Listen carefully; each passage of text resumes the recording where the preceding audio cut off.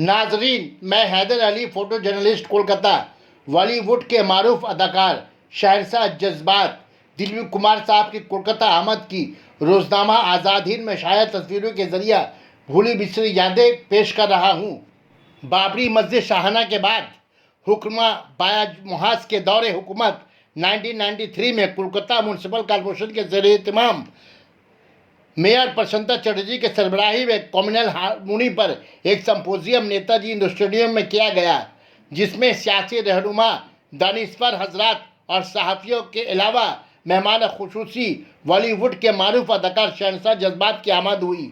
Mayor प्रसन्नता चटर्जी ने दिलीप साहब की कोलकाता आमद की पूरी जिम्मेदारी वार्ड 44 के काउंसलर कॉमरेड शमीम अनवर खान को दी।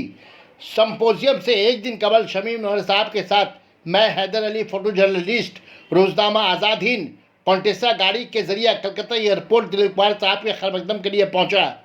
शमीम अनवर साहब का यह बड़ापन था कि उन्होंने मुझे दिलीप कुमार के साथ कार में सफ़र करने का मौका फराहम किया। वो लम्हा मैं कभी भूल नहीं सकता जब मैं दिलीप साहब से हम कलाम हुआ। मेरी ज़ुबान लड़खड़ा रही थी कि एक असीम शख्सियत के सामने क्या कहूँ क्या ना कहूँ।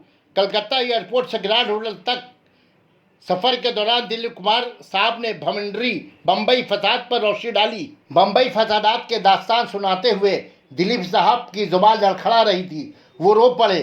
उन्होंने मुझसे मुखातिब होकर कहा, मैं बार बार कमिश्नर ऑफ पुलिस बम्बई से फ़ोन में रब्ता करता रहा, पर वो कार्रवाई करने से रहे।